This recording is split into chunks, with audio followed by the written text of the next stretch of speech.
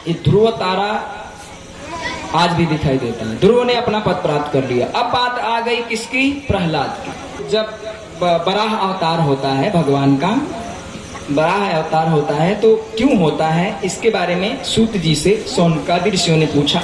परीक्षित ने उनसे पूछा भगवान सुखदेव से कि भगवान का अवतार होता है कि जन्मा है, क्या होता है? जन्म लेते हैं तो नहीं है, अवतार लेते हैं। तो अवतार किसके लिए लेते हैं? तो यही बता रहे हैं कि एक बार हिरण्यकशिपु का भाई हिरण्याक्ष इस धरती को ऐसे उठा करके समुद्र में गोदने जा रहा था, डुबाने जा रहा था। तो उस समय बराह भगवान ने शुकर रूप धारण किया था ऐसे, और अपने सींगों पे, अपनी दाढ़ों से उसको मार करके इस पे पृथ्वी को निकाल के बाहर ले आए।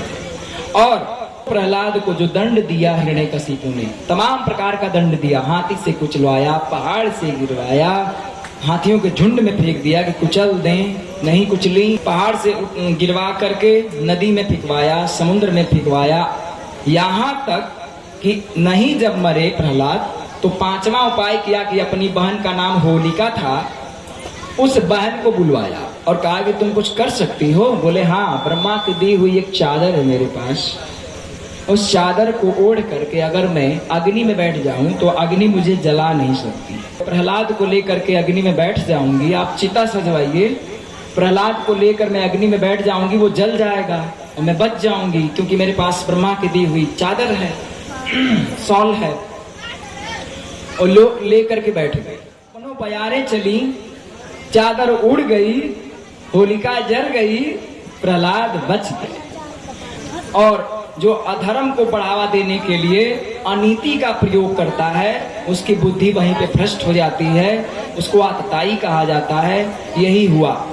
वरदान में तो ये था कि आग नहीं जलाएगी, लेकिन प्रहलाद के साथ जो उस होलिका ने किया, ये अनीति काम। एक भक्त को, एक बालक को उसकी बुआ लेकर के बैठी है आग में, चादर उड़ गई, जल के मर गई। जब कहने लगी कि मुझे जला रही है आग, मुझे जला रही है, ब्रह्मा का वरदान झूठा है, तुम ब्रह्मा झूठे हो, तुरंत ब्रह्म का आकाशवाणी हुई कि तुम्हें मैंने ये चादर धर्म के लिए दिया था कि धर्म का उपयोग करके तुम इस चादर को ओढ़े रहोगी तो तुम्हारी रक्षा होगी। तुमने अधर्म अपनाया, इसलिए उसी समय ये फल, ये वरदान निष्प्रय हो गया, खत्म हो गया मेरा। तुमने गलत किया है, तुम अपना दंड भोगो। जल गई। उसी होलिका को जलने के बाद होली मनाई जाती है, और होली भी इसी दिन से शुरू हुई। प्रहलाद बच गए, भक्त बच गए, होलिका जल गई तो सब लोग गुलाल इत्र वगैरह उड़ा करके सबका प्रणाम करने लगे अबीर वगैरह से। क्यों?